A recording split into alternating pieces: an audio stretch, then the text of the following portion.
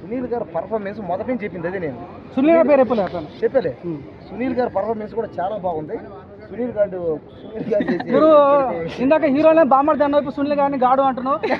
తెలుగు ప్రజలు మిమ్మల్ని ఎలా చూడాలనుకుంటున్నారు అంటే తెలుగు ప్రేక్షకులు మిమ్మల్ని ఎలా మిమ్మల్ని బహిష్కరిస్తారు ఇలా ఎందుకని వస్తాను చెప్పినావు గేమ్ సినిమా ఫ్లాప్ అయింది. సో చాలా మంది ఫ్యాన్స్ అంటారు నీ వల్ల సినిమా ఫ్లాప్ అయింది అని అంటున్నారు. ఇప్పుడు పెద్ద మూవీ చెప్పు. పెద్ద మూవీ ఫ్యాన్స్ కు నీకు సంబంధం లేదు చాలా కామెంట్ పెడుతున్నారు. దానికి ఏం చెప్తాను? నేను అందరు ఫ్యాన్. నువ్వు సినిమాది నువ్వుది నీకు కూడా ఫ్యాన్ అయిపోతా. నీకు ఫ్యాన్ అయిపోతా. ఎవడైతే డబ్బులు పెట్టి సినిమా తీస్తాడో ఓడికి ఫ్యాన్ అవుతా. డబ్బులు లేకుండా కూడా ఎవడైనా సినిమా తీస్తే ఓడికి ఫ్యాన్ అవుతాయా?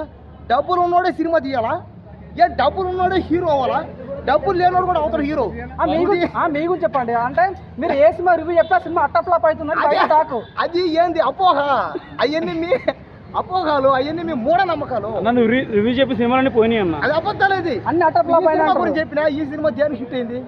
కామెడీ. నీ బుద్ధి లేదా? నీ జ్ఞానం లేదా? నేను డాగు మహారాజీ చెప్పిన అది హిట్ అయింది.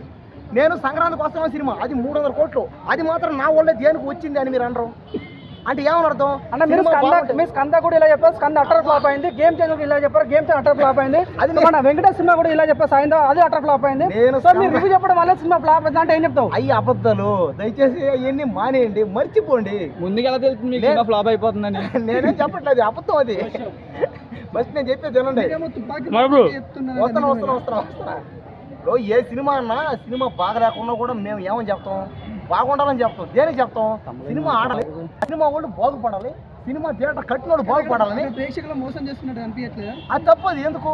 అది ఏ సినిమా? మన తెలుగు భాష సినిమా. అదే పోయి బాగలేకపోయినా కూడా సినిమా వాళ్ళు బతకాలని, చిత్ర పరిశ్రమ బతకాలని. ప్రేక్షకులు ఏముంది పోయా? ఒక 50 రూపాయలు 40 రూపాయలు 40 రూపాయలు 20 రూపాయలు టికెట్లు ఉన్నాయి తెలంగాణలో. మల్టీప్లెక్స్ కూర్చొని 40 రూపాయలు 20 రూపాయలు టికెట్లు అంటున్నాను. సరే పోయి 50 రూపాయలు ఉంది టికెట్. అన్న ఇందాక స్వాతిరెడ్డి సాంగ్ వచ్చిన కింద మీద కారిపోయింది అన్నావు. అంటే సభ్య సమాజానికి ఏం మెసేజ్ ఇస్తున్నారు మీరు? అంటే ఏం కారిపోయింది? యూత్ చెడగొడుతున్నారా మీరు? సినిమా ఓడి దేనికి అడగలేరు? నన్ను చంపుతారా బాబు? ఏంటి క్వశ్చన్? సినిమా ఓడి చెట్టీలు ఎట్టీలు వేసుకుంటే వాళ్ళని పీకరారే. ఏం వాళ్ళు అయితే ఎగిసి కొడతారు భయమా మీకు? మీకు సిగ్గు లేదా?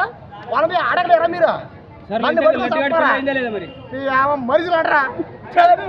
సినిమా వచ్చిన ఫ్రెండ్షిప్ చేయాలా వద్దా అంటే ఏం చెప్తావు బ్రో? చేస్తే తర్వాత మానే అసలు ఎవడు చూడమన్నాడరా నీ సినిమా? రే క్వశ్చన్ ఆన్సర్ కాదు, ఆన్సర్ కావాలి మాకు. చెప్పండి, ఈ సినిమాలో చూసినందుకు ఏం నేర్చుకున్నా అంటే ఫ్రెండ్షిప్ వాల్యూ చేయాలా వద్దా అంటే ఏం చెప్తారు? అంటే చాలా ఫ్రెండ్షిప్ అంటే కొడుకులు అంటున్నారు, దాని గురించి నేను చెప్తాను. నేను భయంగా చెప్పేది ఒకటే, ఏ సినిమాలో నిజాలైతే ఉండవు. సినిమా అనేది ఒక అబద్ధం. అది సరేనా? సినిమా చూసి నమ్మకండి. సినిమా ఉంటే అబద్ధం ఉండకుండా చెప్తున్నావు అంటే నువ్వు నిజమేనా? నేను సినిమా చూసా. నువ్వు